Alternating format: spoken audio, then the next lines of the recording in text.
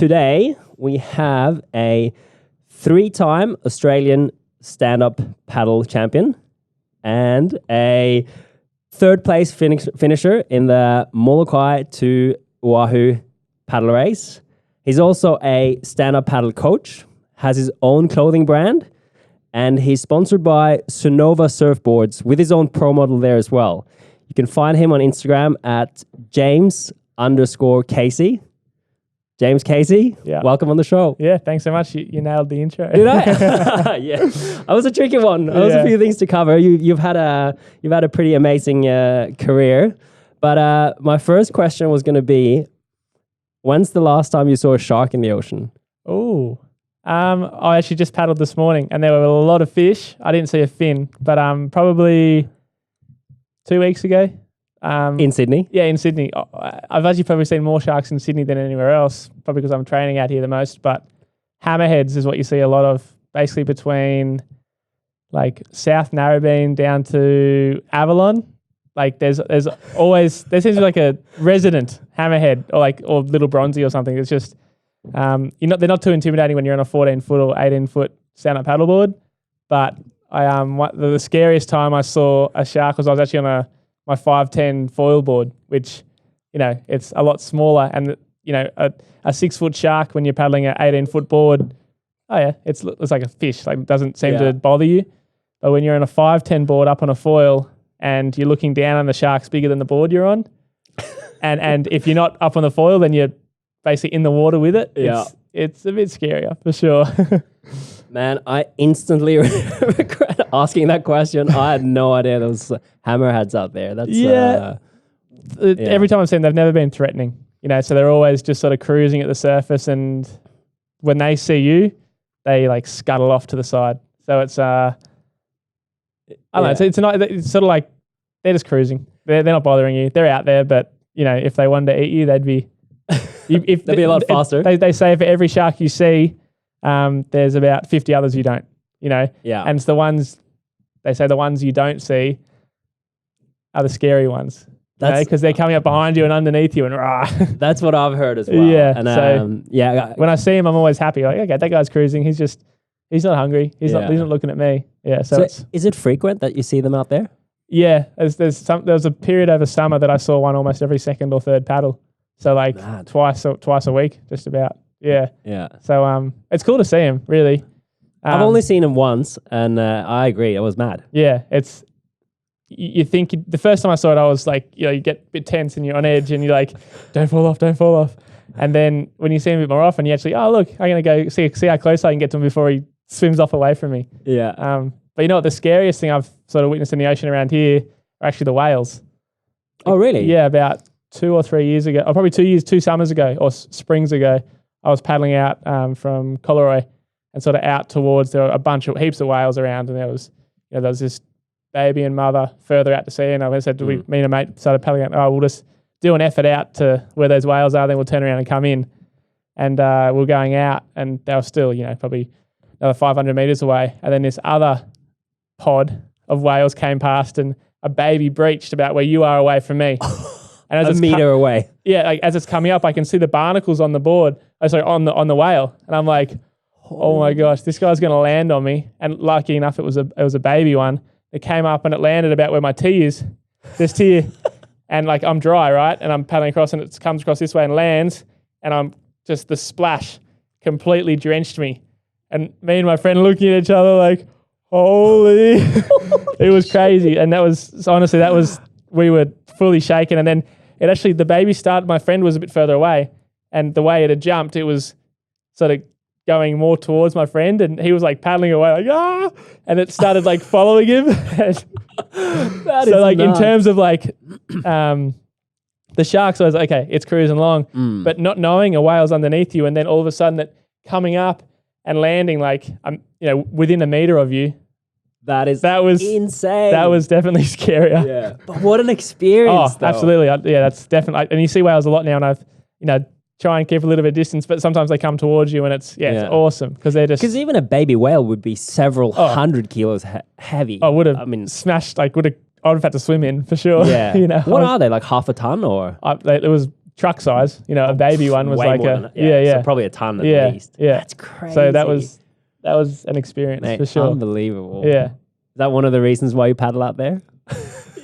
You know, it's really cool when you see a whale when you're like down in a really windy ocean when you're downwinding, and sometimes they'll just like pop up in a big, you know, of the, you know, when there's spray when you go by, and that's kind of cool, and they cruise along with you for a while and then they kind of veer off. But yeah, the whales are all the wildlife out there is awesome, and a lot of people are, you know, like surfers, when you say a paddle out there, it's like, oh, wild net, like, aren't you scared of sharks? And it's like, at first, yeah, for sure.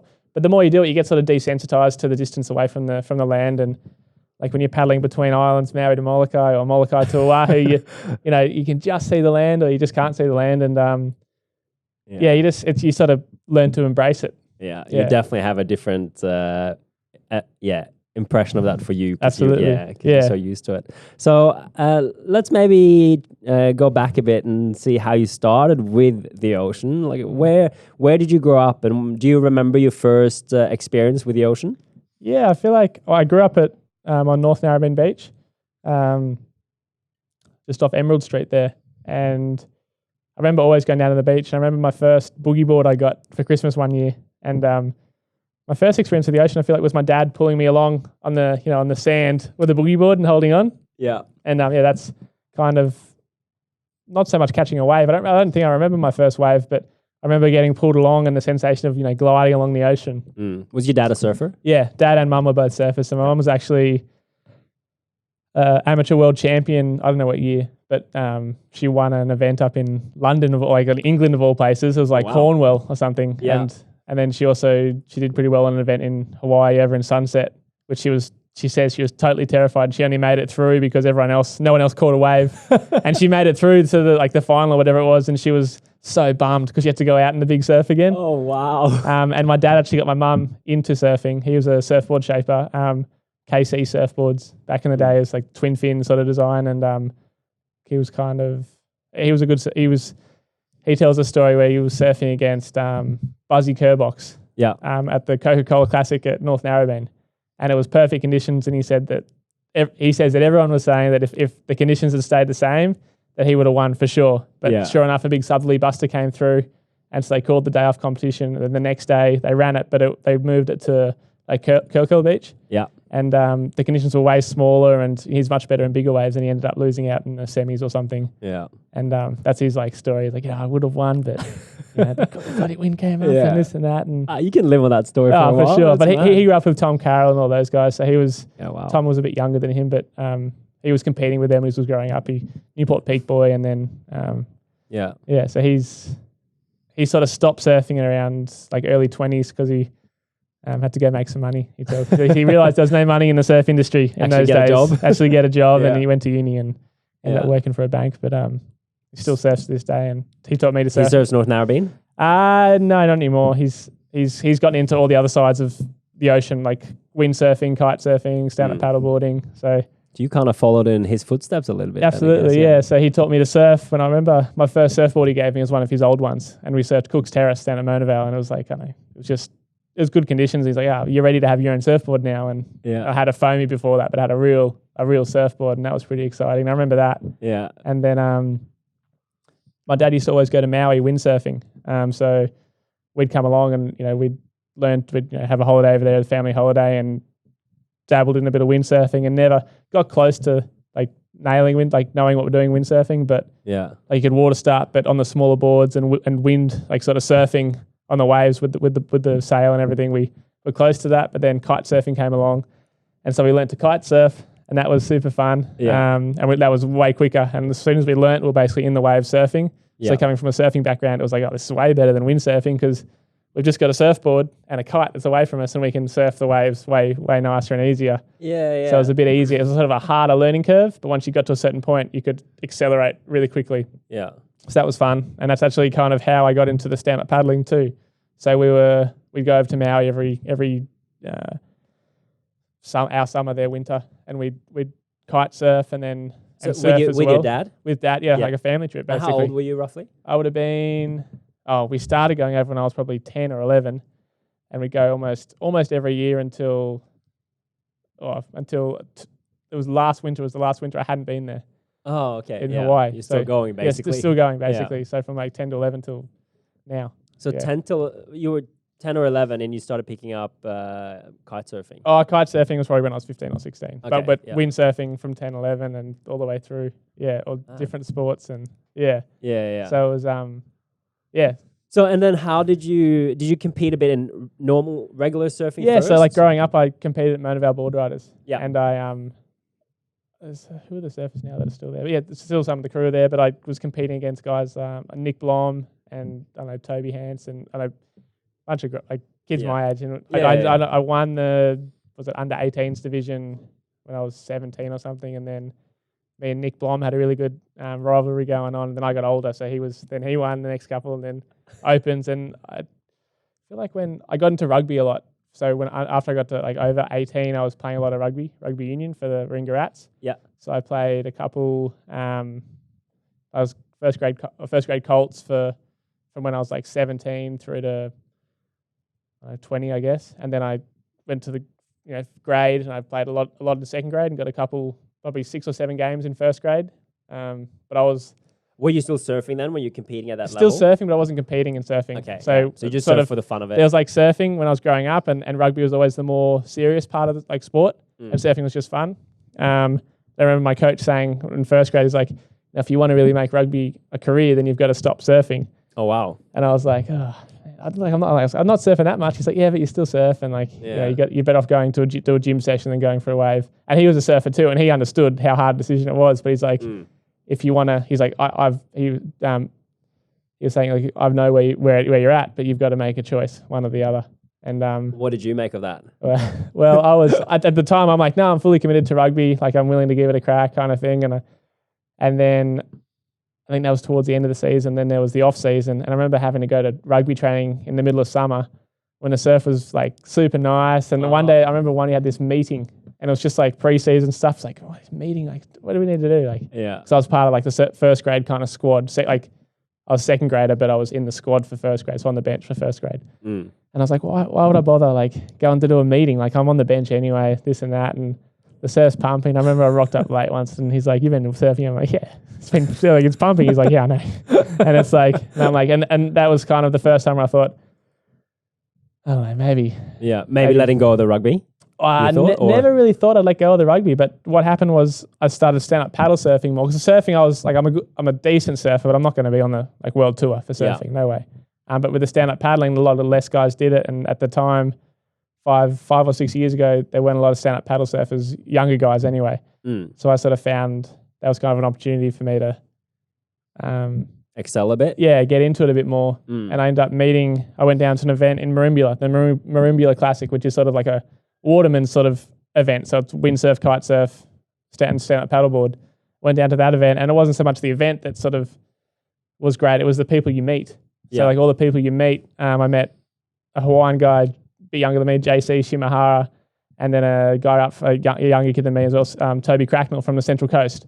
And these are 2 guys sort of my age that are into stand-up paddleboarding, which was kind of rare at that time. There weren't many young kids doing it around here. So we, just was hanging out all weekend, and JC from Hawaii, he's like, "Oh, you should come do the sunset event. You can surf stand-up paddling. in stand-up paddle surfing." So I was just sort of getting into the stand-up paddle sort of scene, and ended up doing it through the stand-up paddle surfing rather than the racing side. Yeah. So like, you should come do the surfing event at Sunset Beach. It's like, you can stay at my place, and it'll be sick. We can have like a little holiday and do the event. It's cool. It's fun. Yeah. I'm like, but you don't have to qualify for it. I was like, it's a trials. You just enter the trials and see how you go. Yeah. And so I went over, and me, Toby, and JC, and Toby had done the event before, so he was seeded into it. And then I went through the trials and ended up winning the trials. So coming through into the main event. It's like, this is sick, like I've only just started, but it's like, it's easy, like, cool, I'm a natural. So I was like, cool. So I'm in the. What size surf was that then in the trial? For sunset, it was medium size. Like, it wasn't. So is that like 8 to 10 foot or a little bit I'd probably smaller? say Hawaiians would have called it 2 to 3. Oh, okay. So I'd probably call it 4 to 6. 4 to 6. Yeah. And what size board are you on there? I was on an 8.5 Fanatic Pro Wave. It was the first board I bought. And I actually remember warming up. It was kind of a big peak, big west peak, and I took off, and it was kind of like a little bit of chop. I remember bouncing, and I actually fell forwards, and my knee went straight through the middle of the board. Oh no. Yeah, so I was like, how am I going to fix this? And I was staying with Kai Bates as well. It was another one of the guys who said, you come over to Hawaii, and Aussie guy who rips. And he's like, I can fix it. And he's got duct tape, and we just strapped it all over the silver tape, and it's all fixed. And so did my first event, and it's like big, like a hole. It was like this big through the middle of this board. And I'm like, I guess that's going to do. But didn't, obviously, being on the deck, it didn't affect performance. Ended up getting through to the main event. And I think I lost in the first elimination round. Yeah. Which, I wasn't too bummed about. I was stoked I made it through. And I got to surf sunset with 3 other guys out, Even on a surfboard, you wouldn't be able to do that at my level. So I was like, that's pretty cool. Yeah. And from there, because I'd made the trials, I'd basically qualified to go to the next event in Brazil, another surfing event. Yeah. And so that was kind of the beginning of doing the world stand-up paddle circuit. And so there's a circuit for stand-up paddle surfing and stand-up paddle racing? Yeah, so it's pretty disjointed, but the surfing, there's only one. So there's one stand-up paddle tour, like sort of sanctioned international events, the APP World Tour. Yep. And so this year they've got Sunset, New York, Barbados, and Canary Islands. Oh, so 4 events. Yeah. Yeah. But it's changed the last year. The first year it was Sunset, Brazil, Abu Dhabi in the wave pool. Oh, wow. Which was a pretty cool experience. Yeah. And then what the last couple, I can't remember now. But there was 1 or 2 other, one at Huntington Beach.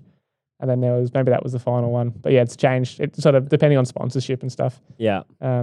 So for you as a stand-up paddle athlete, do you feel like you have to focus on either surfing or on racing, or do you try and just do everything? Yeah, the reason I got into it was through the surfing side of things. And then from that, I sort of found that I was probably just as competitive in the surfing as I was the racing. I guess from my rugby background, I was pretty strong, and a lot of the stand-up paddle guys were surfers, and I didn't have so much of a paddling background when I first started. Yeah. So I actually ended up going to the Brazil surf event, and a mate of mine had an inflatable Casper Steinfath. He's a Danish guy who surfs and is a legend stand-up paddle racer. Yeah. And does a surfing tour a bit. But he had an inflatable. Was like, do you want to race? I'm like, yeah, I'd love to, because I'd done a little bit at home, but I wasn't going to compete. Yeah. He's like, you can just enter. So because I'd qualified through the surfing, they're like, you can. Because I'd flown to Brazil. I was like, you can. I'll seed you into the main event. So I'd made the semi-finals of the SUP race, as they had like heats for the sprints. Oh, okay. And how long is the sprint then, roughly? 800 meters. Oh, wow. Okay. Flat out sprint then. Yeah. And so it's like 3 turns. You Yeah. go like around the circle twice and you come in. And I made the semi-finals, so like top 8 in the international like stand-up world tour racing. I've never even raced like on an inflatable. I assume that's not great. Which is on an inflatable. It's like, what the hell is this? And everyone's like, who's this guy? I'm like, hey guys. They're like, is this a surfer, right? He's like, yeah. That was kind of my first international stand-up paddle race, and there was a distance race as well. I didn't do so well in the distance race, being on the inflatable into the wind, and so it was a bit harder. But I got the first taste of it. And did you enjoy that straight away then? Yeah, I really did, because it was something you do well at as well. It sort of encourages you to keep going, and the community, stand-up paddle community, is super friendly. Yeah, they're really welcoming, and they want to help you out, and they all did. They all sort of took me under their wings, and said, you can borrow boards or whatever you need to make it work, and paddles, and I was really, really lucky. But it's a big difference from doing an 800-meter sprint a couple of times to doing for instance, the Molokai to Oahu. So different. Yeah. So did you start thinking that you wanted to train for that, or? So my dad was actually training for Molokai to Oahu probably the year before I even got into stand-up paddle surfing, and he was doing stand-up paddle with Molokai to Oahu as a team with a friend of his. And so I remember dropping him off for downwinders. Like he'd paddle from Curly back to Collaroy. Wow. And I'm like in a southerly, and I'm like, what are you doing? Like the surf's pumping at Collaroy, like White Rock's going off, and he's paddling, and we'd be surfing out White Rock. So we'd drop him off and go surfing, and he'd paddle around the corner, and then he'd come in and come out for us like 1 or 2 waves and come in with us. And it's like, was that worth it, Dad? We just got 6 waves the whole time you were paddling, kind of thing. And he was like, it's good training, kind of thing. Like he'd done Ironmans, like triathlons and stuff, so he was into that sort of stuff, and I sort of wrote it off as crazy endurance guy. And then fast forward 2 years, and I was just getting into it, and now fast forward to now, and I'm like, Molokai to Oahu's the race I really want to win. So it's So what is the appeal with it? Like, what do you think your dad saw in that sport? I think him coming from a surfing background originally, and then sort of transitioned into like Ironman triathlons. So he's done Kona, and too many, and like ultra marathons and stuff. And I think the ultra marathon stuff, it's the building towards a goal, and then I think, like I always said to him, like, you can't be enjoying yourself paddling, running 100 Ks, as you're running, do you think, oh, this is so fun, this is so good. And I'm like, that's the fun part is finishing, right? He's like, yeah, but you're so exhausted when you finish. It's just a sense of achievement. You sort of put yourself in such a dark place, and then when you finish, it's you need the highs with the lows, I guess. Yeah. And so that's what and then with the paddling, I guess he was sort of transitioning. He had endurance and then the surfing, and it kind of somehow mixed together, in. Hey? And so for Molokai, what I find more exciting about it than like a marathon, for example, is that you don't just run. You can't just like run, I'm going to run 5-minute Ks and just keep going. In the ocean, there's waves and the conditions are changing, and you might do a 3-minute K one minute, and then a 6-minute K the next. And it's just currents and conditions, and the wind could turn around, and the swell could change, and all the tide could change, all these things. And at least for me, for Molokai, it's a downwind race. So the bumps are all going the same direction as you. Yeah. So for me, it's exciting because you can catch one wave that can go for 500 meters, and you've got to sign it. You've got to trim and maybe paddle every now and then, but you're surfing out to sea. And that's what I found exciting about it, coming from a surfing background and then stand-up paddle surfing, which was more, I kind of got into that just to surf the reefs at Long Reef, because they weren't really not that good for surfing, but there was no crowds and it was fun. And then getting into the race scene, I just thought, I don't know, if I'm going to do any of the racing, it's the open ocean racing that excites me. Yeah. It must be beautiful out there, yeah? Yeah, it is. Yeah. And it's, just you're in the middle of, you're by yourself, So, because what you were saying about when we think about people running 100 Ks, we're like, oh, in the middle of it, there's no way you enjoy that. But I think people that do run it actually do enjoy it. I mean, I had Aaron on this show before, and he ran the Sahara Desert Ultra Marathon. Wow, yeah. 240 Ks. And in the middle of it, he was having a blast, which is crazy, right? Yeah. To think of. And it sounds like you're having the same with these races. Yeah. You're suddenly you're riding this swell or this wave for 500 meters in the middle of it. That must be fun. Yeah. And I guess the goal, a perfect race is that you're just surfing and linking swells the whole way along. So you're paddling less, what I mean? So you're sort of trimming and you're just sort of surfing along these swells, and you paddle just to link one chop to the next. But if it's a race where I've got to paddle the whole time, I'm thinking, it's beautiful, but I'm not thinking this is fun. I'm thinking this is hard work. Yeah. So that's what I guess for me, I'm not a runner, but for me running, when I run, it's I'm not getting any assistance. I'm not riding, I'm not capturing any other energy. Yeah. Whereas with the stand-up paddle, I'm just in my head, I'm like, why do I think it's fun? And it's the fact that you can paddle onto something that's moving and then riding that. And that's super exciting to me. I mean, it does sound fun. I've never tried it, I guess but I would the love way to get into the way it. I sort of think about it, it's probably more like mountain biking. Yeah. Yeah. When downhill mountain biking, you got to use all the different bits, and there's a bit of uphill and a little bit of downhill, but there are parts that you can look forward to the downhill. Yeah. Yeah. Yeah, absolutely. Yeah. So explain to me maybe a little bit about the history of Molokai to Oahu, and then your first experience with it. Yeah. So I think I'm not entirely sure how it came about, Molokai to Oahu. I think there are a bunch of surfers on the north shore of Oahu that just wanted to do some training over summer when the waves were flat over there. So they just started paddling, and then I think with Eddie Aikau dying out in the Kaiwi Channel, that was I think the history over there, the Kaiwi Channel is quite a sacred channel because it's so deep and there's so many currents, and it's wild. It's a wild channel. So I think with Eddie Aikau dying out there, and the North Shore surfers of Oahu just, I guess, having a challenge during the summer period when the waves were relatively flat for them. They started a race. I think it was in 97 or 99. I don't know. So it is fairly new. Yeah. It's only a 20-year. I think the 20 years was 2017, so it must be 97. Yeah. So yeah, definitely fairly new. It's not an old race by any means. But it started off as a pro and paddleboard race. The one that I guess that we did. There's Molokai for 6-man canoe, 1-man canoe, kayak, and then the prone paddleboard, which is the one, and the stand-up paddleboarding is tacked onto the prone paddleboard. And I think the stand-up's only been in it for, I'd say less than 12 years. Yeah, so Okay. yeah, 2000s. That's the latest edition, the stand-up paddleboard. Well, hydrofoil is the latest edition. Yeah. But Yeah, the foil is pretty new. Yeah. Yeah, the foil, they did the first one last year. Yeah. But the paddleboarding is the second latest edition. Yeah. And when was the first time you did it? First time I did it, what have I done it now? Must have been 20. I think I've done it 4 times now. So I've done it. I'd sort of think of the boards I used a hollow SIC, then I used a deep. My mate Marcus Tardry made me a board, and then I got a production Sonova, and then last year I had a hollow Sonova. So I've done it 4 times. Yeah, 4 different boards. 4 different boards. Yeah, I might use the same board this year. Oh wow! Yeah, who knows? Yeah.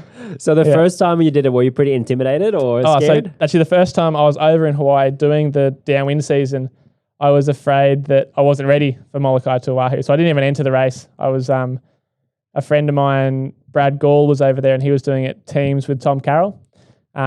Gawley's won Molokai to Oahu prone a couple times, and he was having a year off and just doing a stand-up paddleboard with Tommy Carroll. So he was like, "Oh, this is like a year off." And then Tommy, so I went over and did Maui to Molokai just to sort of like to see if I could do these races. Yeah, so it's a slightly shorter race. Yeah, slightly shorter. Yeah, I think it's 8K shorter, but it's about an hour less time. Okay, It's a better run. Yeah, it's a faster course. But yeah, Gawley was over there training with me. He did the Maui to Molokai with me, and then Tom Carroll, he had issues with his knee while paddling. It was like his the meniscus or something. To paddle for a long time, standing up was going to be pretty tough for him. So it was kind of touch and go, and I was kind of first reserve to jump in with Brad Gall and do the Molokai with him for the first time.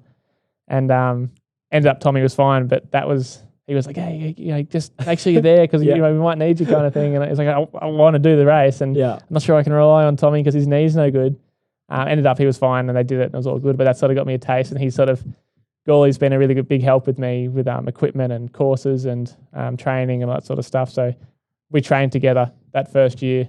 I was training for Maui to Molokai, and he was training for Molokai to Oahu. So that was my first sort of glimpse of it. And then my first year, so it was 4 years ago. What is it? 2016 was my first year.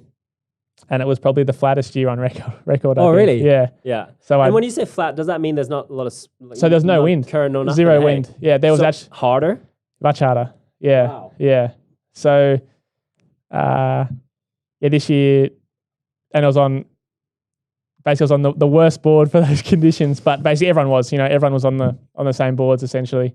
And there was like a 10-foot south swell that had, picked up the day before the race. I remember staying on Molokai, and it's this massive shore dump. Yeah. And you have to get all your gear, like all your nutrition and even your clothes and stuff onto your escort boat without trying to get it wet. And I don't think the first year I had a dry bag because I didn't know. I didn't know this is how it worked. You always just figure it out. It's so hard. Molokai's, they always say that the logistics of Molokai, like just getting to the start line is half the race. And because of the food and the... you have to organise an escort boat. And it's not like a list of people you can call to get an escort, but you've got to know someone who knows someone and who's, says that. Then you got to get to Molokai with your 18-foot race board. Yeah. And that's a mission in itself. Yeah. Do you ship that? Yeah. Or you get it made in Hawaii. So the first year I just got it made in Hawaii. Yeah. And then I paddled Maui to Molokai 2 weeks before. And then I left my board there. Yeah. Because I was like, well, it's already here. But you can air shipping. I learnt since then that you can ship your board across. Oh, yeah, that is tricky. Yeah, so there's a lot of logistics. And why do you need an escort board? Is it a boat? Is that a requirement? Yeah, it's a requirement because it's such a gnarly channel, basically. There's lots of things that can go wrong, and for them to cover their ass, I guess, if everyone's... You got to pay for that, yeah? Yeah, it's $1,000, $1,000 US, more or less. Like some are... actually, I think I pay a bit more, but like if you're not paying less than $1,000 for an escort boat, more or less. Unless you have a really good mate over there. Unless you got a good friend who lives over there, and then you just pay for fuel, I guess. Yeah. Yeah, wow. Are there any other major things that you need to do in the prep? Just board, escort boat, and then you've got to book a room over there, which is always hard. Like at the start line, Molokai is like a little country town. Like it's like old Hawaii, and there's an old rundown resort where the start line is, and then Molokai town, Kanakakai, that's like a little country town, and you can stay over there too, but then you've got to be able to get a taxi from there to the start line in the morning, which is like 45 minutes. Yeah. So even just to organise accommodation at the start, like the first year my dad did, I think he just camped on the beach there. Just brought a tent over and was like, I didn't know you had to book a hotel sort of thing. They just camped. And lots of people have done that before. I think actually the first year I did it, between like 6 of my mates, we could only get one room and there are only 2 beds. Yeah. So I think Sleeping on the floor. I slept on like a day bed. Yeah. And my mate, it was so hot inside that my mate slept outside. And then the sprinklers turned on at like 3 a.m. Oh, and soaked him. So that was pretty funny. But yeah, there's always stories. Like since then, like now I book 2 rooms because I know that I'll be able to offload another one. And if family or friends are coming, I'll have that for them as well. So I've gotten better at the logistics. Yeah. And the more you do it, the more you understand. But it's just the whole who to talk to and what sort of boards you need, like logistics, getting the boat there, getting yourself there, getting your nutrition, getting on the boat, and it's hard, but it's once you. What are you planning for with nutrition? How much food do you got to take? So and what type? Yeah, it's maybe just like a carbohydrate kind of like multidextrin. Yeah, kind of. So just liquid carbohydrates. So I've played around with it a fair bit. So I've started with like sometimes I've eaten food, like an actual just like a little jelly sort of shot thing, or like have an actual gel. But normally I start with just like a carbohydrate drink. I guess the true protein, what is it? The endurance. Yeah, endurance or the clusterdextrin. Yeah, and that's what I'll be using this year for sure. Okay. No solid foods.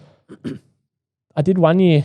I used I think it was a Hammer Nutrition. They're like little, like powdery, like bites. I don't know what they're called. Like a ball or a bar? No, it was like almost like a lifesaver. Like like it was like a powdery. It was like a really dense, just calorie dense. Yeah, calorie dense. Just like and it was like sort of chewy, and you had to wash it down with it. But it was because when you're paddling, you got 2 hands on your paddle, so it's really hard to stop, grab something out of your pocket and eat. You're losing so much time. So I sort of found over the years that like I did that one year and I'm like, that's not going to work, because if I had to like unzip here and then grab it and eat it and then zip it back up and put it back in, it was I didn't want to chuck the rubbish away kind of thing. So I was putting it back in my pocket, and it was just it's not working. It's just you've got to just do liquid, So it's. And how many hours is this though? Yeah, so it's the record's 3:59.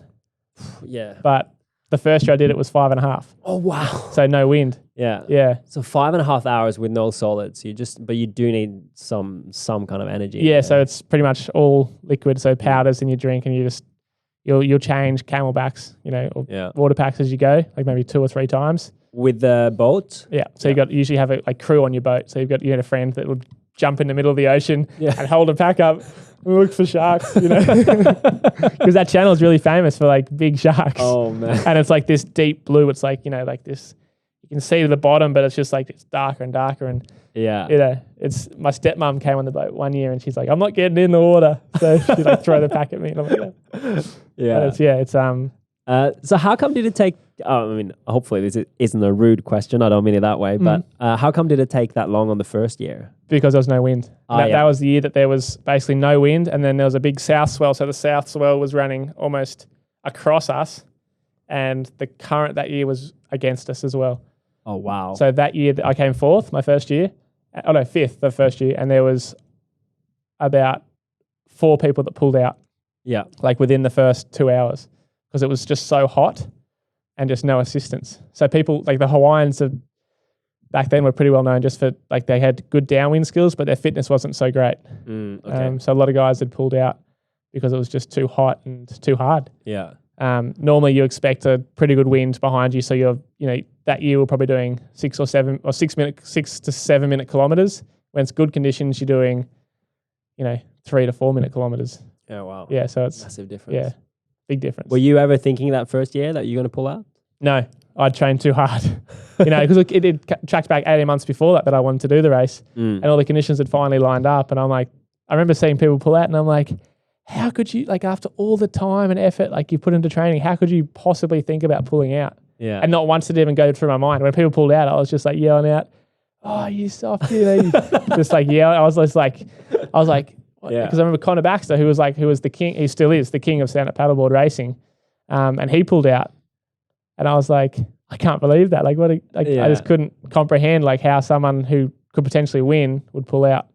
Did that give you more energy? Absolutely. When people when people were pulling out, I'm like, oh, you soft cock, like it was just, I was like, that just, fueled me. Yeah. And what is it like on that paddle? Are you close to your competitors? Do you talk to them? Or is it very much a lonely journey? well, depends on the conditions. Like that year, it was pretty lonely. Yeah. Because everyone just sort of took their own line, and you're next to you got a boat next to you. So if you're next to someone else's boat, then you can get like lots of wash, which is normally a bad thing.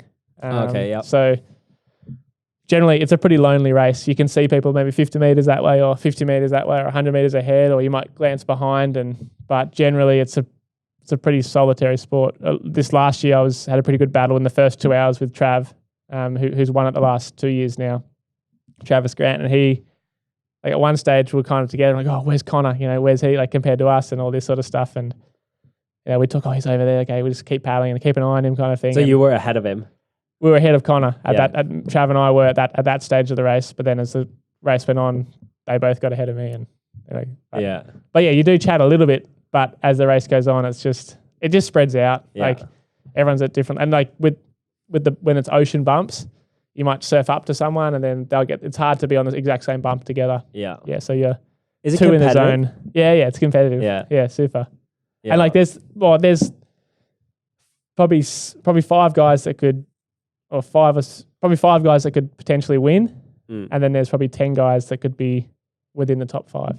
Yeah. Yeah. So it's not a huge field because you've got to be accepted to get into the race in the first place.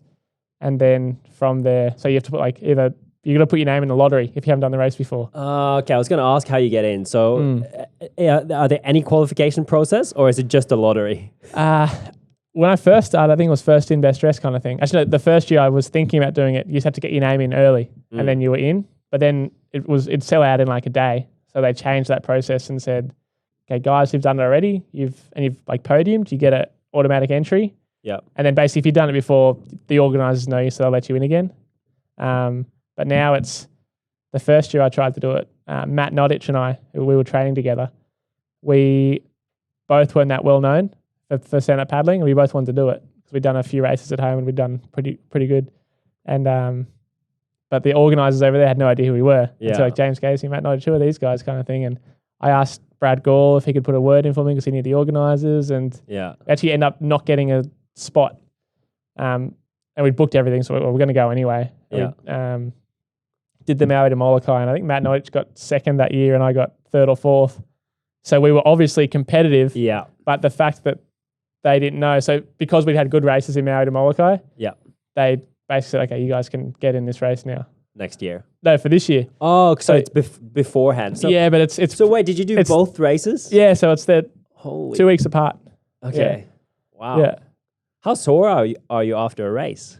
The first time I did Maui to Molokai, I like the shorter one, the easy one, I had a massive foot cramp. I remember walking up on the pier and I'm like, oh. And then the first year I did Maui to Molokai to Oahu, that cramp I had in my foot was like, I couldn't walk properly for 10 days after. Oh, shit. I don't know what had happened. I'd done just the cramping was instant. Yeah. And I didn't notice until I'd finished, obviously. But well, I guess it's a mix of, I'm guessing you're a little bit dehydrated out there.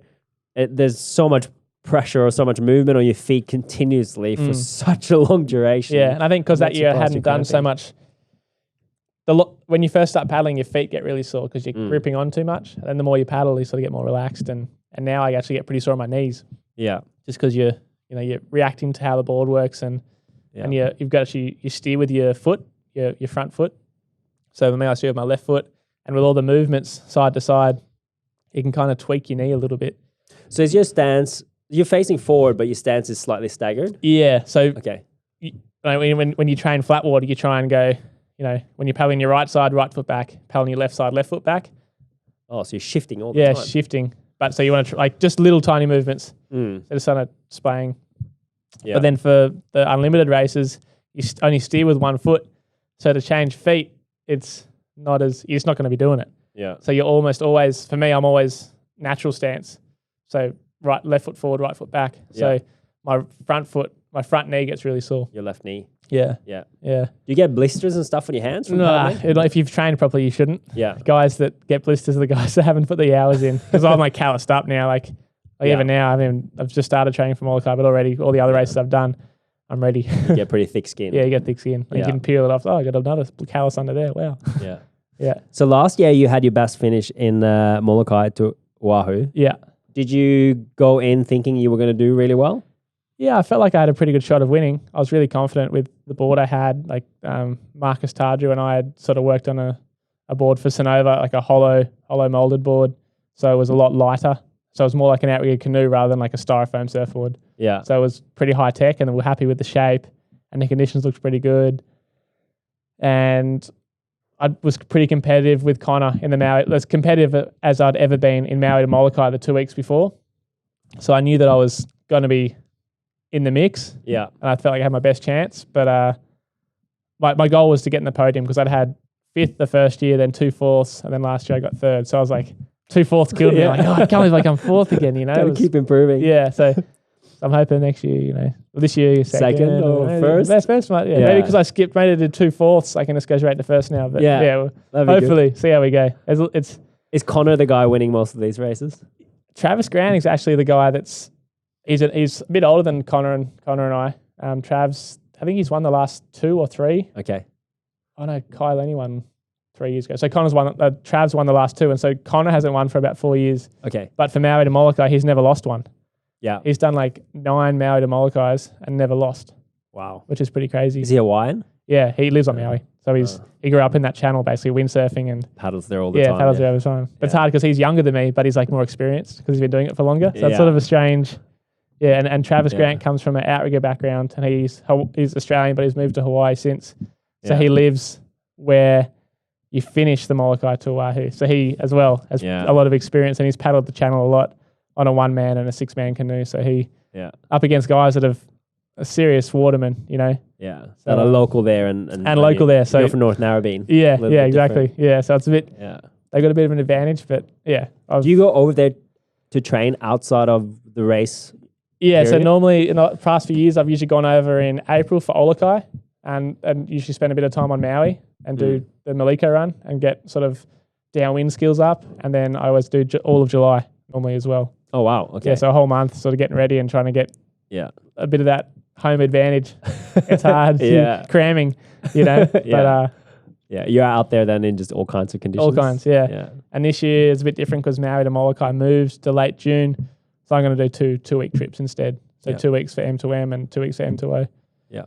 But Trav's kindly enough said I could go train with him. So I'm going to go try to put some kilometres in the channel with him, which should be fun. Cool. And Gawley, he's moved over there too. So I got some contacts that can help me out. Hopefully it makes a bit of a difference.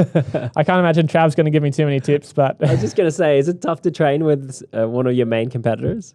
Or not really? He's really good, actually. Last year we came over and me and Marcus, he paddles over there with me too, and we got this, brand new board, and we're kind of secretive because no one had paddled a hollow board across before, like a hollow dugout anyway. And Trav's like, oh, come paddle with us. I finished work at 3:30. We can hit the water at 4. And we just got on the board like, oh, we want to try it. We want to make sure it doesn't leak and all this sort of stuff. And we're going to go before you, Trav. Thanks for the offer. Yeah. But we kind of wanted to keep our secret. Didn't want to show him the board? Yeah, didn't want to show him the board and the advantage. Obviously it was silly looking back at it because he would have, and he actually saw us paddle past. And he's like, oh, you guys were a long way in for that run. We're like, oh, really? He's like, yeah. I know what you're doing. So it was, he is super helpful. Other guys are not so much. Are there any other nationalities that are excelling at that race besides Hawaiians and Australians? Yeah, so there's Brazilians. A fair few Brazilians do the race. A few Japanese guys. Oh, wow. Where else? A few Canadians. Yeah. But, Kiwis as well. Yeah, okay. But yeah, that's probably... I see there's a Swiss chick that's done the same... Swiss? Yeah, she's from Switzerland. Wow. Siri. She's a legend. Surely she doesn't live in Switzerland anymore then. No, she does. So there's no coastline there. Yeah, so she trains in the lakes and then she comes over. Wow. So she just does heaps of kilometres. And I remember last year she was like, oh, I'm not sure it's the right board. And she had a flat water board. I'm like, you might want to try a different board. But yeah, she's made it every year. And last year she actually rocked up to the start line and her escort, this is one of the problems, her escort boat hadn't turned up. So she's waiting on this, it's an hour, half an hour before the race starts. And she's waiting, my escort boat's not here yet. So the drivers over there aren't all that reliable. If they get they go on island time. Yeah, island time, man. It's crazy. And so there's been so many stories like that where people have turned up, done everything, got to the island, got their board. Spend all the money. spend all the money, organize an escort boat, and then the escort boat doesn't turn up. Oh my God. So And then you can't race. You can't race. The organizers won't let you. They usually have like a spare, someone up their sleeve, but if 2 or 3 escort boats don't rock up, then they can't allow. Then it's all it's all over. the window. So that's what I was saying before, logistics. Yeah. It's such a big part of, I mean, that's a big part of a lot of sports, but especially the longer endurance sports, for sure. Absolutely. Are there any Australian females? Yeah, so Terrene Black won last year. She's won twice now. Wow. Yeah, she's... Are they competitive, their times with the males, or? I think she would have been in the top 10 of the men. Yeah.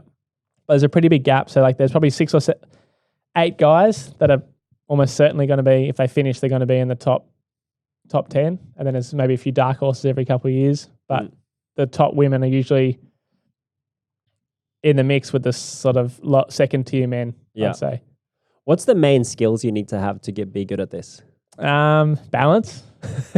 But reading the ocean, I think, is the main thing. Like strength is important, but like you're not going to muscle your way across a super choppy, windy ocean.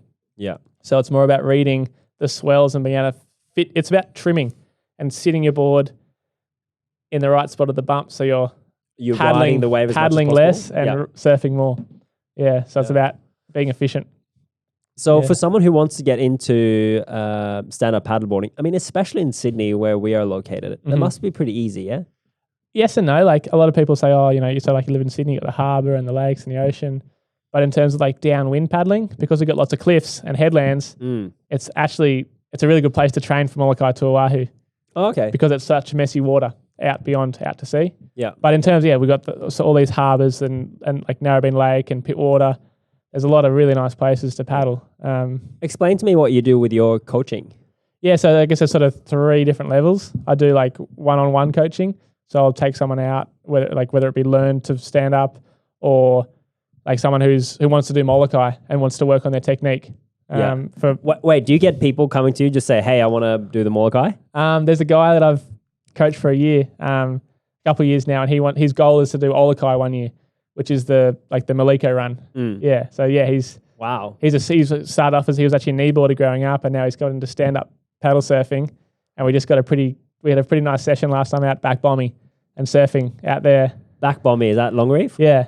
So he got his biggest wave of his life probably a week ago out there. On a stand-up paddle surfboard? Yeah, on a stand-up paddle surfboard, yeah. A week ago, wait, we did have some swell, didn't we? How big was that? It was the swell before the bigger swell. Oh, okay, yeah. Yeah, so but it was a solid 6 to 8 foot like takeoff. Yeah, so he was pretty stoked. And when you go out there to the long reef bomby, is it just the 2 of you out there? That day it was because it was a little bit windy. That's mad. But yeah, and like we're catching. There were 8 guys on the inside. We'd planned to go to inside bomby, but there were a bunch of guys. He likes to surf like less crowd, so we went. Okay, we can go out there. He's like, oh, why don't we go out there? I'm like, do you want to go to back bomby? He's like, yeah, let's give it a try. I'm like, okay. Yeah. So we went out there and got some fun ones. Yeah. Are you? I'm not familiar with this scene at all. I surf, but not that type of surfing. Yeah. Are you nervous at all for taking a client out? I mean, they need to at least have some swimming abilities. If it was his first time, for sure. But I've coached him for the last, I think, almost 3 years. So I know his abilities. And I know we've been out to similar spots. And I know that, like, I knew he'd be nervous, but I knew it was well within his capabilities. Yeah. It sounds like he would have been pumped. He was. He's still texting me about it. He's like, oh, when are we going to back bomby again? You know, I want to surf it bigger. Because it was just standing up. I'm like, oh, it's about as small as back bomby gets. He's like, really? Oh, it's pretty big, you know? Like, yeah. But that was awesome. What's the biggest you've surfed the back bomby? I've had triple overhead takeoffs. Yeah. It's a pretty, like, that's gnarly. It's a pretty cool spot out there. Yeah. Absolutely. I'd love to, I definitely would not love to surf it. It's way too big for me, but I'd love to film that with a drone. It'd look beautiful out there. It's so far out to sea, like you actually feel like you're in the middle of the ocean. It feels like the reason I love it is because you're paddling, you know, you're just out in the middle of the ocean. Yeah. And I've stand-up paddle surfed it and just sort of lay down, surf it too. It's one of the biggest things I love about Sydney is we're living in quite a big city, even at, you know, worldwide standards. Yeah. But we have these amazing natural beautiful places where you can get away from people. Yeah, for sure. Like I've got a few mates from the Gold Coast and, you know, it's a pretty beautiful place up in the Gold Coast, but it's, you know, one long beach and there's high rises and he's come down. He's like, oh, you guys are so lucky. Yeah. You know, you got all these little headlands and you just paddle up against this big tall cliff and it's super fun. It's incredible. I've lived on the Gold Coast as well and I couldn't agree more. And I lived down in Melbourne and surfed down Great Ocean Road and stuff. But kind of the perfect balance for me, at least, is up here. Absolutely. Yeah, it's incredible.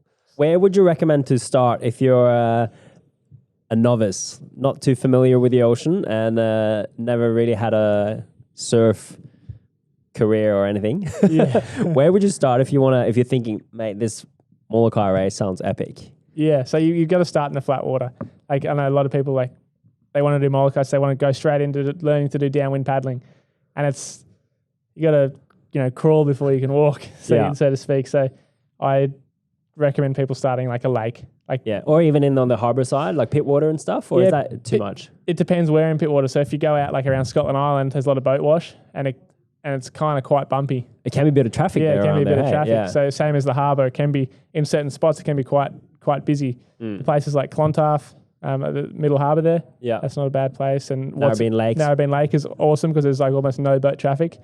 Quite shallow too, so if you fall off, you stand up in the seagrass. Now, Narrabeen Lakes, I've had some discussions about that. I have never stand-up paddleboarded there for a reason. And I should backtrack to our previous conversation. I surf in the ocean almost every day. Yeah. I'm not really scared of sharks, but at Narrabeen Lakes, I'm a bit paranoid. Yeah. Are there sharks in there?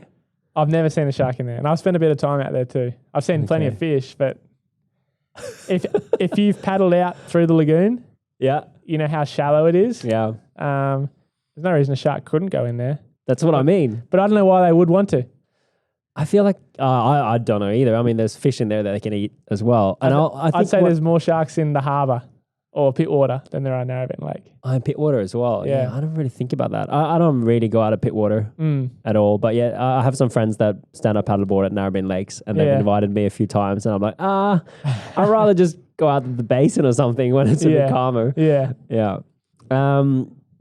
But to start, flatter water. You want to start in flat water, and then I just get everyone off then. Exactly. What is the paddle scene like in Sydney? The stand-up paddleboard scene? Yeah, it's actually growing. I've just started coaching the Sydney Paddle Surfing Club, and so they started off as like a Surfs Up club. They had like local competitions at Palm Beach and Long Reef and Mona Vale just originally, and now they just have the Surfs Up comps at Palm Beach once a month. Yeah, and the racing scene has really come in leaps and bounds. I think this year they've had their most members ever, and they're at like almost 160 members. Wow. And you just did a race, yeah? Yeah, just on the weekend. Yeah, with Jared. Yeah. It was a bit of fun. How did Jared go? Jared did his best ever, actually. He normally paddles this pretty wide, like, ocean board, even in the flat. And for this race, for the first time that I've seen anyway, he'd borrowed a board from Windsurf and Snow.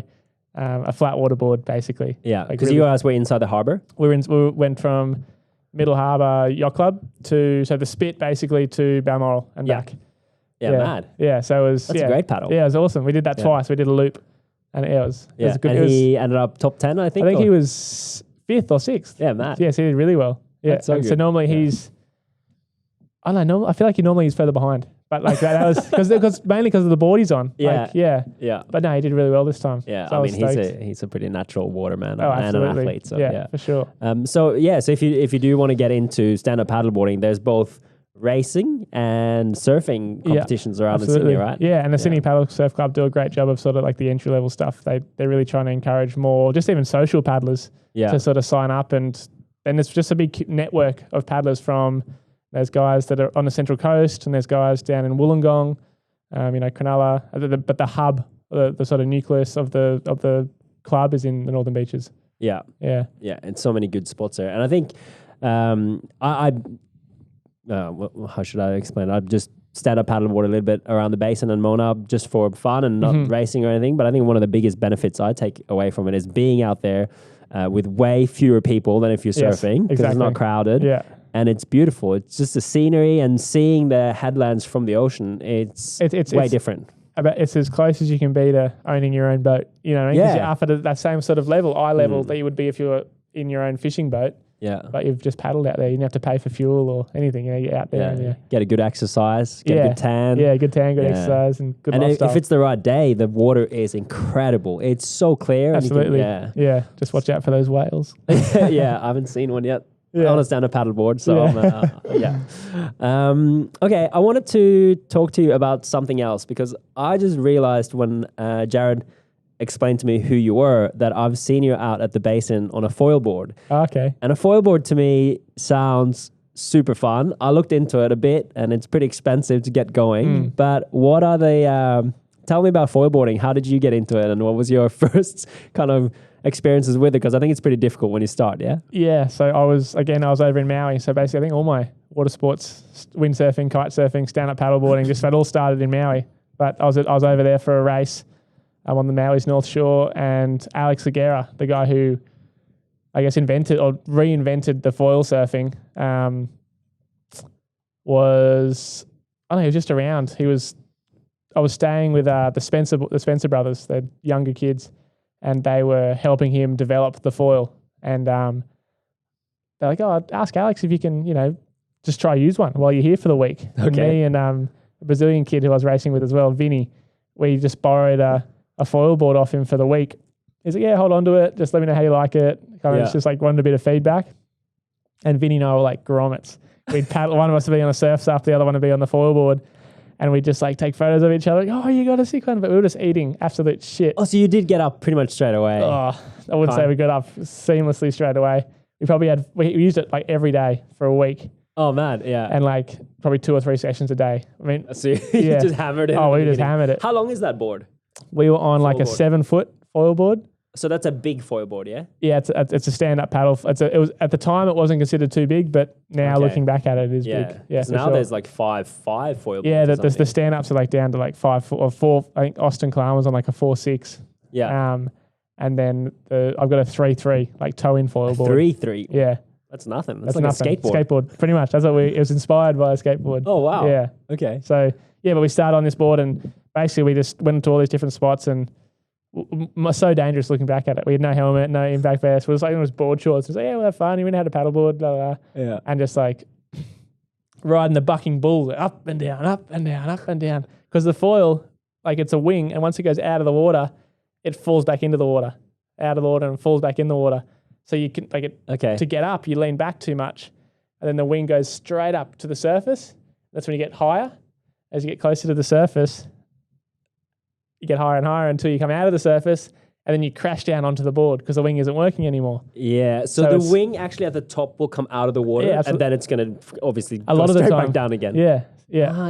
So explain, how does it work? Because the wing sits underneath the board and it catches the current? No, so it's just a speed thing. So think about a plane when it takes off, the wing, basically it's the way the air travels over the wing creates lift. Yeah. And the same with the foil, the way the water travels over the foil, it creates lift. So the faster forwards you go, the more lift it creates. So how do you create the initial speed? Catching a wave. So paddle like a normal surfboard? Yeah. Catch so it? And just paddle onto a wave. The same as you're surfing. You paddle, stand up on a wave, and then as you accelerate speed, you're going to get faster and faster, and then you create that lift. Yeah. It looks like so much fun. Yeah, it's great. It makes a onshore 1-foot dribble feel like 6-foot barrels. Yeah.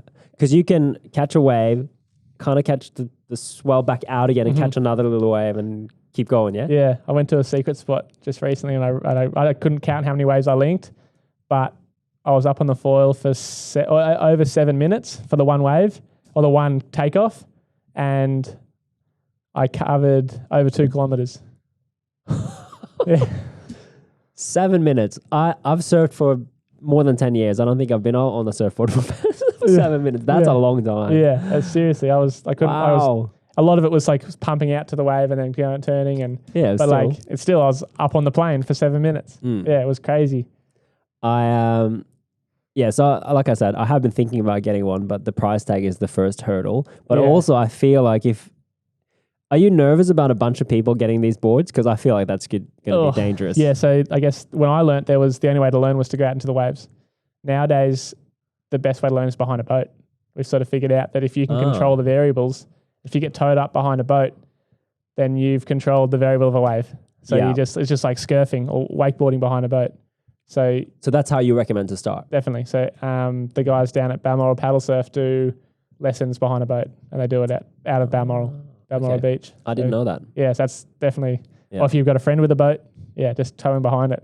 Yeah. Because because we'd never even foiled before when Vinny and I started, and we basically just, every wave we caught, we'd learn a little bit, but most of the time it ended in a crash because we get too much speed because the wave was breaking. It explodes. The takeoff's the hardest part. It explodes and then you wow, and you nosedive and just riding the bucking bull. Whereas behind a boat you can control. You start slowly. Yeah, like wakeboarding kind of thing. Yeah. Keep the board in the water, and then when you accelerate, the wing's going to start to lift, and you just yell out, "Move, weight forward." Move your weight forward onto that front foot. Yeah, and then that basically keeps the foil from lifting out of the water and keeps it levels it off basically. Yeah. Yeah, that sounds That's totally makes sense. Yeah, And that sounds a lot more controlled. Yeah. Helmets and impact vests and. Okay, I'm not going to paddle out at the basin then. Don't paddle out the first time. The boys call it Foil Bay, out the back of Monavale Basin, and they catch them from out there all the way to the beach, and it's actually a pretty gnarly wave because it dumps so hard at the back. Yeah, so it goes from shallow to deep straight away. Shallow to deep, deep to shallow to really deep again. So it's like you got to nail the takeoff to keep the speed through the deep section. Yeah, it's a super fun wave. Yeah, for a foil, you just got to watch out for the green prawns, the swimmers. Yeah, that's me. I've been swimming out there. Oh heaps. Nice. Yeah, it's beautiful out there. Yeah. Have you seen the video where the foil boarder? I think it's a kite foil boarder, and he nails that shark. Yes, that's terrifying. Crazy. Poor shark. Yeah, he might have killed that shark. Yeah, seriously. I've hit a turtle before over in Hawaii. Oh, no. There was a race, Molokai, 2 years ago. Oh no, last year, and it was really stormy, so we ended up. It was big swell, so we ended up just doing the foil race instead of going from Molokai down to the finish line. We just got his boat out and then came straight into the finish line, more of an exhibition kind of thing. And on the inside, it's like a lagoon inside the reef, and because the swell was so big, it was really murky water. And I was racing for third. I'm pumping and paddling and trying to get through all this, sort of using the swell as much as I can. And then all of a sudden, I looked down like, oh no, that's a turtle. And before I even knew it, clunk, and straight down to the ground. No. And I didn't realize, but over in Hawaii, turtles are really sacred and you've got to really it's bad luck, James. Bad luck to hit one kind of thing. Yeah. It's bad karma, I guess, to hit one. It's I didn't mean to, but I set up on the stage how was the race? It was good until I hit that turtle, and everyone's like, you don't say that. Quiet. You don't. It's just the whole thing was he was sweet. Just sort of fell off before I hit it. And they're like, I didn't realize it was such a. But in Australia, it's like saying you hit a kangaroo while falling. I'm like, yeah, that would have. We say that, we hit kangaroos all the time driving. Yeah. It's not so that's a bad example. What do you have coming up? What races do you have coming up this season? Yeah, so Maui to Molokai in the end of June, and Molokai to Oahu end of July. My next two races basically. Yeah. But between now and then I go to the Maldives for surf. I'm surf coaching over there. Oh, okay. So where? With at a resort or on a boat? Yeah. So Moon Tours have organised this full-on luxury boat, and we do a 10-day trip. I'll actually leave on Monday. A 10-day trip, and I'm surf coaching and foil coaching, and then have a week off, and then another week or 8-day trip, 8-night trip. How many people are on that boat in the Maldives? How many guests do you have? My dad asked the other day how many there were. I feel like there's between 12 and 15. Okay, so it's a decent sized group. Yeah. So it's I think there's a maximum of 10 surfers, but then usually non-surfing couples come over. So the wife will come over and she doesn't surf so much. Then so you're on the boat the whole time, for 10 days? Yeah. Sick. I did my first trip last year. Incredible over there. I'm going back again this year. To the Maldives? Yeah. It's pretty special. Yeah, it's I can't believe I haven't done that before. I've thought about it and always been like, it's expensive. Yeah. Don't know if my skill level is good enough and all these kind of bad excuses. Yeah. And then I went last year and I think we were lucky as well. We had an incredible trip. We had everything happening. We caught a massive sailfish. Oh, awesome. Ran the boat on the reef, basically on dry reef. That was exciting. Yeah. And we had good swell. We'd never really had anything under 2-3 foot. And then our best day was 6 foot. Oh, awesome. We had an argument. Some people said it was 8. Yeah. I did. But 8 to 10 with Hawaiian 3 foot, right? Yeah. No, that's incredible. So you've sold out that trip, obviously. That one's actually it's sold out 3 months ago. Yeah. And there's 3. I'm doing 3 more next year. Okay. So it should be. It's sort of, I guess. How do people get on that trip if they want? If you Google Moon Tours Sup Surf trips. MOON Tours. Yep. And it's so for people that are going on that, are you kind of thinking they should both do stand-up paddleboarding and surfing? So last trip there was basically exclusively stand-up paddleboarders only, stand-up paddle surfers. I still brought a shortboard as well. Yep. Like it was Why wouldn't you? Yeah, yeah. Like 'cause I surf as well. I'm like, well, I'm bringing the shortboard. Yeah. And I'm trying to encourage like foil boarders to come and do it this year too. So people, Is it good for foil boarding over there? well, I don't know. Like we definitely drove past really good foil waves last year. Yeah. And like when the waves are a bit small and at high tide, then definitely it's awesome for foiling. Like basically you need a lesser quality wave and you can still have fun. So I'm trying to talk to, I'm chatting with the Moon Tours guys now and trying to organize a foil trip. I guess the downside with stand-up paddleboarding and foil is it sounds like a nightmare to travel with those boards. Yeah, it's a lot of gear. Yeah. Yeah, so I'm actually trying to fly over with a 14-foot race board, a stand-up paddleboard, and a foil board and a shortboard this year, which I might be pushing the envelope a bit, just considering I've only got 30 kilos. Yeah. You surely got to have to pay extra for that. Yeah, I think I might. But maybe with the 14-foot race board, I might leave that home for the first trip and bring it the second and leave all the stuff over there. Yeah. But yeah, it's got to be a nightmare of an airport trip, that's for sure. Yeah. That's crazy. Now, what does your training look like? It sounds like you mainly are out in the ocean and you're paddling, I don't know, almost every day. Yeah. Do you do anything in the gym, or what style of training do you do? Yeah, when I'm in full training, I'm usually doing 5 or 6 paddling sessions. A week? Yeah, a week, and then two gym sessions. Not so much gym, but like I guess functional, like resistance bands kind of things. Okay. And then 2 swimming sessions. And that's kind of my routine. That's a lot of training. Yeah. It's a lot of hours, yeah? Yeah, it's a lot of hours. So like I say, it's normally, I try and make it, the paddling, like some of it will be downwind, some will be interval, flat water. So it's a mix. And then the swimming's more, I take that as recovery. So it's stretching everything out and getting the lungs working. Just go in the rock pools or ocean? Or ocean, even just ocean swimming. Yeah. Yeah. And it's easy, like for Maldives, I just take a pair of goggles and you can just swim. I just tow my surfboard to my ankle. I guess when the leg wrap and I just swim to the surf and sort of, that's like me stretching out and sort of recovery. Wait, you're swimming with just dragging the surfboard to make it harder? Yeah, if I'm just swimming to the surf spot, then I'll do that. Sort of so I'll surf with my goggles on my head or in my pocket, you know. On your head. Yeah. Yeah. Elaborate a bit more what you do in the gym with, you said resistance bands? Yeah, so like originally I was playing rugby union, so it was all about like getting big and strong, but for paddling you're doing like hundreds of thousands of strokes per session, you know, or per week. So it's more about getting all the little muscles to be working and primed, and it's more prehab sort of stuff. So before you get injured, you strengthen all those little muscles so that you don't get injured. So I'm doing a lot of core workouts and like rotator cuff and just trying to make sure everything's primed and ready to go. Yeah. More than I'm not so much trying to get a lot stronger, because you don't want to put on size. You don't want to put size on because it's a power to weight sport. I was like, when I first started paddleboarding, I was probably 85 to 88 kilos. And I'm now, when most paddlers are in the 70s. Yeah. And like in the top sort of level. And now I'm closer to 80 kilos, but I'm still one of the heavier paddlers going around. Yeah. For sure. Do you try and do any exercises for your knees? You said like that left knee, for instance, is... Yeah, a lot of like single leg squats or lunges, and just trying to, I guess, get the knee used to the loads and stuff that I'm doing. So even doing a single leg squat on a ramp is what my physio's told me it's going to help strengthen it up. Single leg squat other way on down, down. Oh, okay, yeah. So you're loading up the front of your foot more, so it's more pressure on the knee. Yeah. But yeah, it's a hard one because I'd never even I only feel it for Molokai. Yeah. The longer races and the longer training sessions.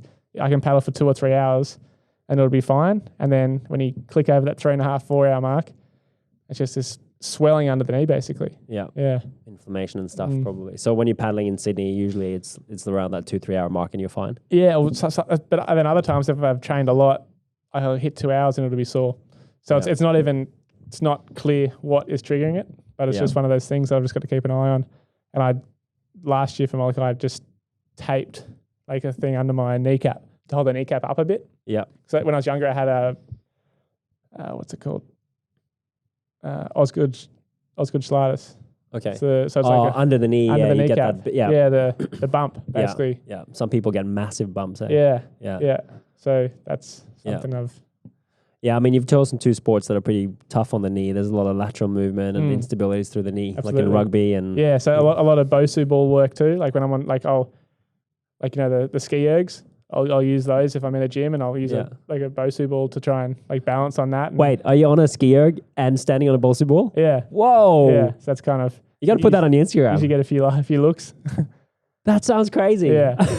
I've never seen that. Yeah, there's a few guys that are doing it now. But yeah. So you're standing quite far away from the ski erg, and you don't want to be too far away because then you're pulling forward too much. So you want to be trying to pull down so that you're. But if you're too close, you're too high up, yeah?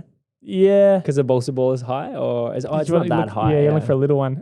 Yeah, okay. Yeah. Wow, yeah, you definitely should put that on Instagram. That'd be funny. Yeah. But even just like stability on the Bosu balls is good. Just like standing and just doing a squat or getting someone to throw. Like I've been training a little bit at the High Performance Surf Center in the Manly one. It's in the back of Cromer. Yeah. And that's a lot, like that's similar stuff to what I'll do when I'm away. Yeah. And it's just like little functional movements and just sort of twisting and flexibility and not so much strength stuff because it's not going to, when you're out there, you don't want to be carrying around an extra 5 kilos if you don't have to. Yeah, not for hours and hours. No, that's exactly for sure. Right. Awesome. Well, thanks a lot for the chat. That was super interesting about a sport that I didn't know too much about. Yeah. And we might have to get you back on after this year's race, especially if you win it. Yeah, hopefully. Fingers crossed.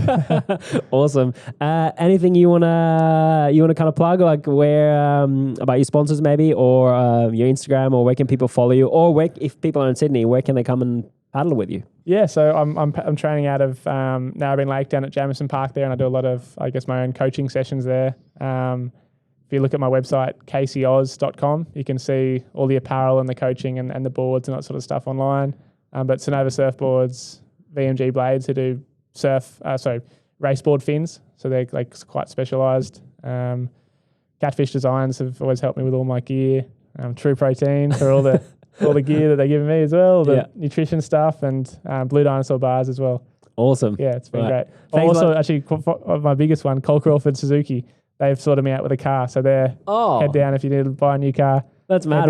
What car did you get? Suzuki Vitara. Nice. Yeah. Can you fit all your boards on that car? Yeah. You should see the number of boards. I have to post a photo, but I've had 6 race boards on the roof and then like 10 surfboards inside. Holy cow! So that's a pretty good. That's stack. a lot, even in that car. That's in the Vitara. That was maxed out. Yeah. Do you rock up to the beach in that car with all those boards? Oh, that was a one-off. I picked up a bunch of boards from the shop. Yeah. Down the road. So I was like, I'm not going too far, but this will be a photo. That's mad. Awesome. Yeah. Well, thanks a lot, James, and best of luck with your race later this year. Yeah. Thanks so much, Kim. Awesome. Thanks for having me.